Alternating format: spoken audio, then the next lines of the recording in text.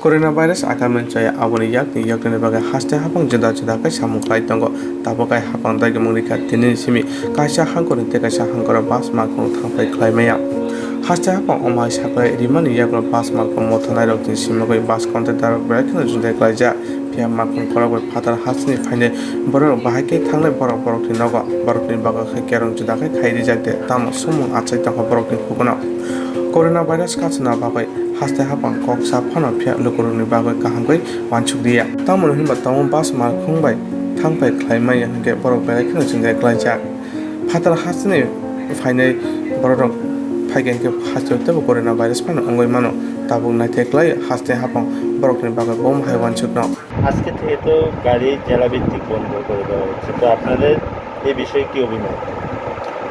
আসলে আজকে যে বন্ধটা করেছে বন্ধটা তো রাজ্যের মধ্যে তথা সারা বিশ্বব্যাপী যে করোনা মহামারীর কারণে আমাদের রাজ্যেও প্রচুর লোক আহত এবং নিহত হচ্ছে। তার জন্য সরকার পদক্ষেপ গ্রহণ করেছেন। সরকারের যে নিয়ম নীতিগুলো সেগুলো আমাদের মানতে হবে। পাশাপাশি আমরা দেখতে পেয়েছি বাস গাড়িগুলো বা যাত্রীবাহী আমাদের যে সমস্ত গাড়ি ছোটো গাড়ি বাস গাড়ি এইগুলোর ক্ষেত্রেই নিয়ম বিধিনিষেধ এগুলো আছে। দেখা যাচ্ছে রাস্তার মধ্যে ট্রেন চলছে, আমাদের রাজ্যের মধ্যে ট্রেন চলছে, ট্রেনের মধ্যে যারা উঠছে যেহেতু যাত্রীবাহী বাস গাড়ি এবং বিভিন্ন গাড়ির মধ্যে করোনার কারণে বন্ধ করা হয়েছে, তার জন্য আমাদের এই বাস গাড়িকে যে বন্ধ করা হয়েছে তার জন্য ট্রেন কীভাবে চলছে, যেহেতু আমাদের বাস গাড়িগুলো এখানে বন্ধ করা হয়েছে, বিভিন্ন যাত্রীবাহী গাড়ি বন্ধ করা হয়েছে, তার পাশাপাশি ট্রেন এখানে যাত্রীবাহী ট্রেনের মধ্যে তো করোনার সংক্রমণ ছড়াতে পারে। দেখা যাচ্ছে আমাদের গাড়িগুলোর ক্ষেত্রে শুধুমাত্র বিধিনিষেধ, আর ট্রেনের মধ্যে ট্রেন বা ফ্লাইট এইগুলোর মধ্যে কি বিধিনিষেধ আছে কি না আমি জানি না, কিন্তু ওইগুলি করা সঠিক। যেহেতু সরকার করোনা বিধি মহামারীকে রুখতে ট্রেনটাকে বন্ধ করার জন্য এই সমস্ত ব্যবস্থা গ্রহণ করেছেন, পাশাপাশি ট্রেনকেও বন্ধ করা দরকার।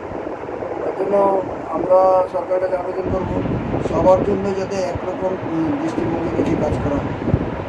গতকালকে পর্যন্ত তো আপনারা আমতলী থেকে বাস সার্ভিস দিতে পেরেছেন। গতকালকে পর্যন্ত আমাদের যে নিয়ম ছিল, আমাদের মহকুমা শাসক মহাশয় এখানে জারি করেছিলেন, নোটিফিকেশন জারি করেছিলেন।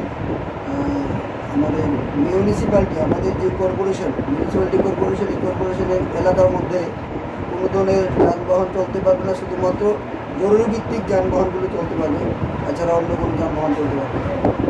গতকালকে আমরা একটা নোটিফিকেশন পেয়েছি, ওখানে বলা আছে এক ডিস্ট্রিক্টে গেলে অন্য ডিস্ট্রিক্টে যেতে পারবে না, ওইভাবে বন্ধ করে দিয়েছে।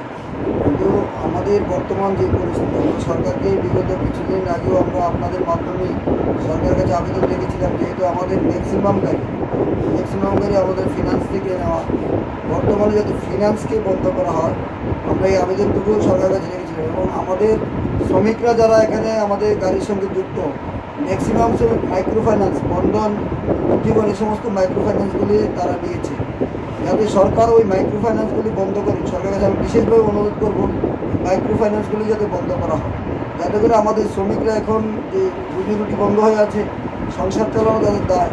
আর যদি সরকারের কাছে আরেকটা আবেদন রাখবো, আমাদের যে পরিবহন শ্রমিকরা বিগত দিনে যে লকডাউন চলেছে তার মধ্যে আমাদের পরিবহন শ্রমিকরা সবচেয়ে থেকে ক্ষতিগ্রস্ত হয়েছে। যদি সরকারের কাছে আমরা অনুরোধ রাখবো শ্রমিকদের প্রতি কিছু যদি আর্থিক সহযোগিতা করা যায় তাহলে আমাদের শ্রমিকরা উপকার হবে। আর পাশাপাশি আমাদের যে ইএমআইগুলি এখন বন্ধ করে দেওয়ার জন্য, যতদিন পর্যন্ত এরকম পরিস্থিতি থাকবে, এই পরিস্থিতির মধ্যে যাত্রী সাধারণও কম হচ্ছে, এখন তো গাড়ি বন্ধ, তার জন্য যতদিন পর্যন্ত স্বাভাবিক না হয় ততদিন পর্যন্ত যাতে গাড়ির ইএমআইগুলি বন্ধ করে দেওয়া সরকারের পক্ষ থেকে, সেটা আমি সরকারের কাছে আবেদন রাখবো। আপনার নামটা? আমার নাম দেবব্রত সরকার, আমি সাউথ ত্রিপুরা বাস ওনার্স অ্যাসোসিয়েশন সভাপতি।